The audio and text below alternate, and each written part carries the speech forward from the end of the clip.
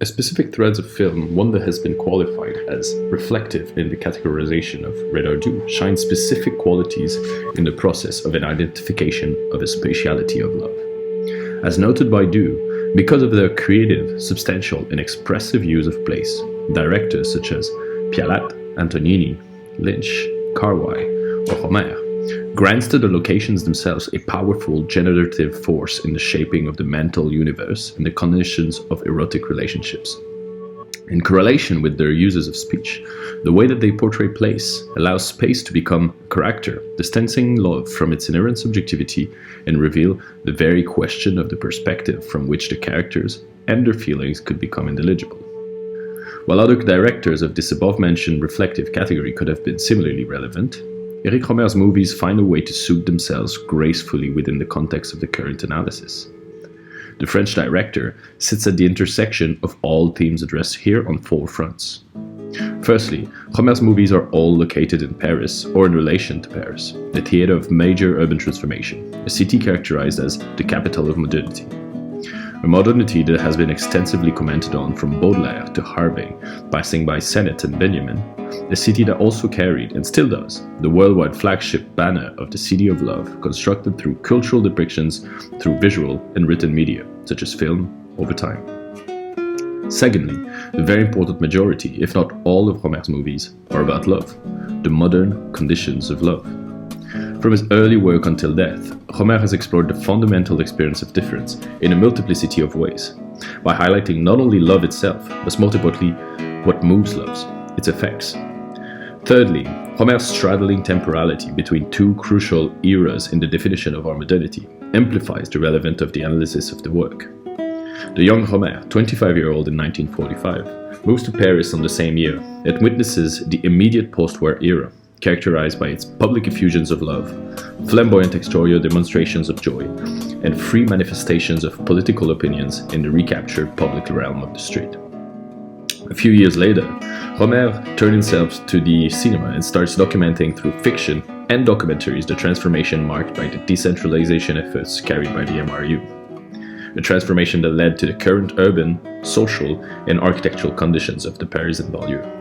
By looking at the transitionary depictions of this past modernity, we gain the perspective, allowing us to peek at our present realities with an enlivening vantage point, an approach reminiscent of Walter Benjamin or Marshall Berman. Finally, Rohmer's relevance is expressed, as previously underlined, in his careful, explicit, and meaningful use of space, especially the street, as a setting for his movies, an approach that follows his marked interest in urbanism and architecture.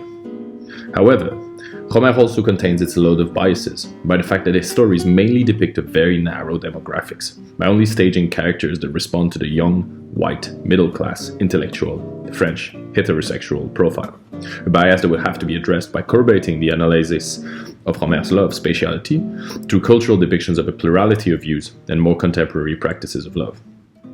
Nevertheless, Rohmer remains highly pertinent for the reasons mentioned above, and his takes on love carry with them an extraordinary complexity, documented through an array of studies, portraying a deep, yet banal, analysis of his modernity through the mise-en-scène of love stories within the uncertainty of its context.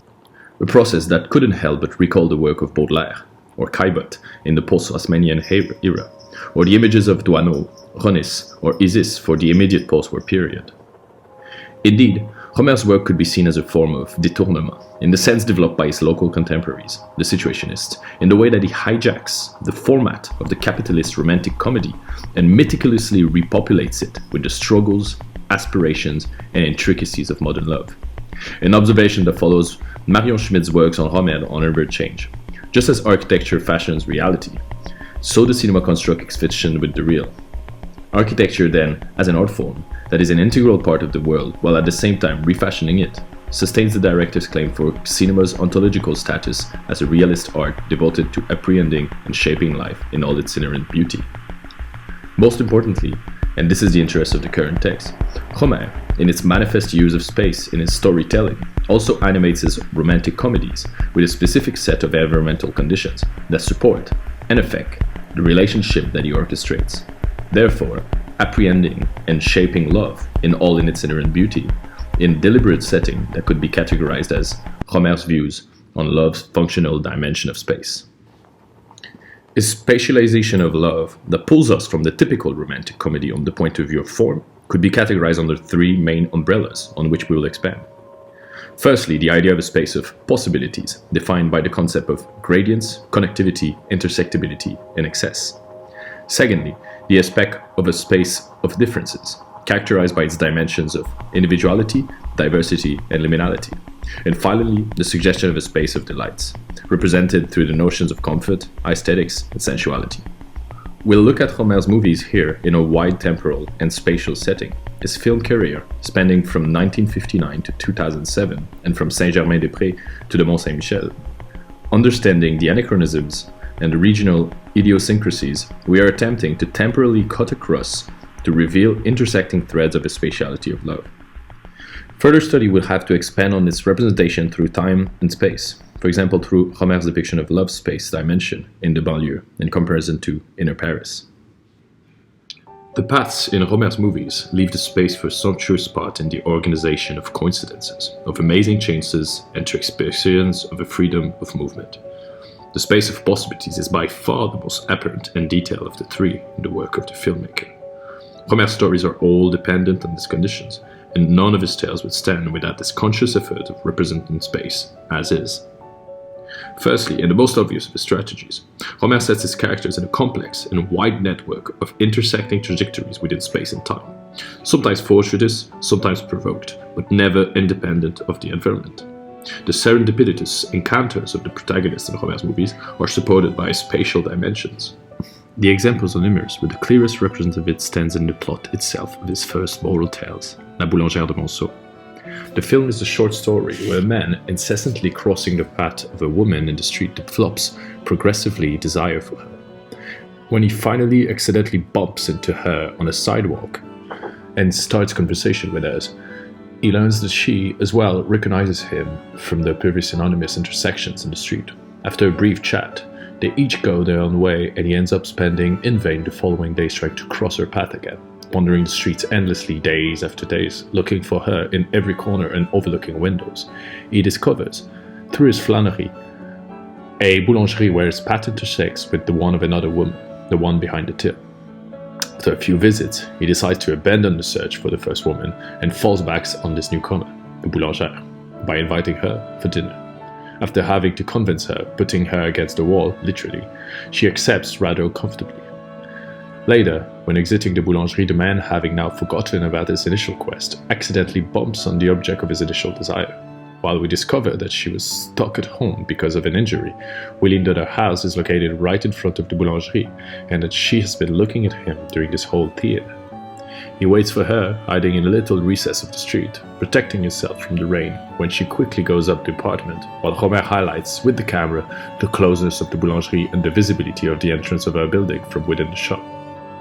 This story not only exemplifies the idea of intersectibility that permeates the cinema of Rohmer, by presenting the city as a place of interplay, but also exposes the conditions of connectivity and gradients that also share equal importance. The physical proximity and connectivity of the spaces where the story happens plays a crucial role in its development. Everything from the width of the pavements and streets to the height of the balcony where her room is, passing by the very presence of a boulangerie in front of her apartment and the existence of an array of walkable streets full of people to walk through and windows to glance at are all conditions that are fundamental functions of the story and contribute to the interplay of the characters.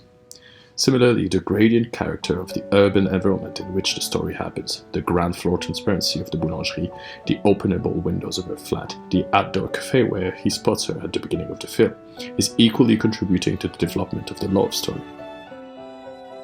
Rohmer's extensive use of the cafe as a setting for his plots also exemplifies the idea of a space of possibilities.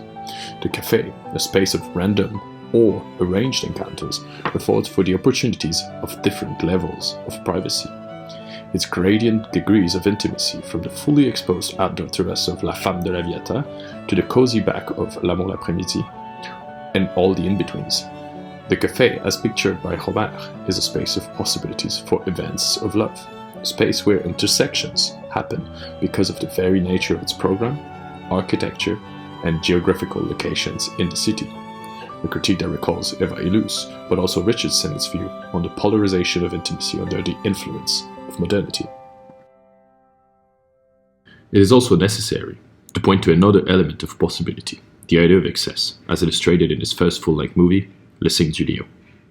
In this film, Rohmer depicts how exclusion from love itself can happen through socioeconomical rejection, where he depicts a man deprived of money because of bad luck, spending weeks watching lovers in the public realm, standing now on the other side of the story. We could expand here and include anyone victim of discrimination and the right to love, without the access and the safety for all to the right to love publicly, either from an economic perspective, but also from a civil rights point of view. No space is a space of love. Secondly, Rohmer orchestrates his stories to be taking place within a context of difference.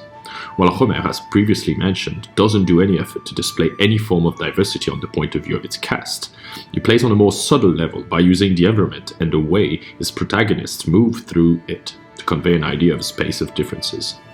As observed by Richard Misek, Rohmer's repetition through sameness stands as a metonymy of our individualities.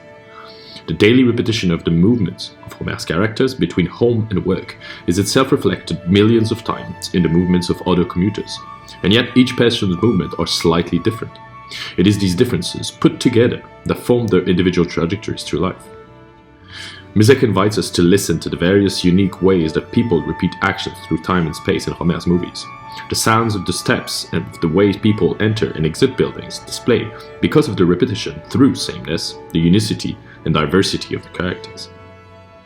On this manner, the idea of the threshold, symbolized through the elements of the door, explicitly and repetitively used in Rohmer's work, symbolizes in its variety of form, color and texture the individuality behind the architecture. We could also look at the seriality of Rohmer's body of work, its dedication at repeating the same topics on different variations and location as an analogy for its acknowledgement of difference. Besides, the nature of the threshold also symbolizes the last element falling within the category of a space of difference, liminality. The movement through space and its capacity to transform the characters by its distance, configuration, or association plays a key role in the development of Rohmer's stories.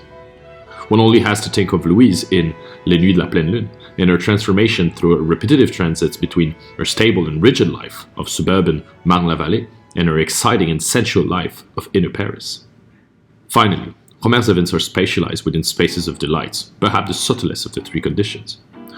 Rohmer sets his characters' adventures within apparently environmentally comfortable spaces, rich, detailed, and sensuous environments. Characters saunter smoothly in the streets of Paris or the countryside, while interacting with visual, olfactory, textural, or acoustic external triggers.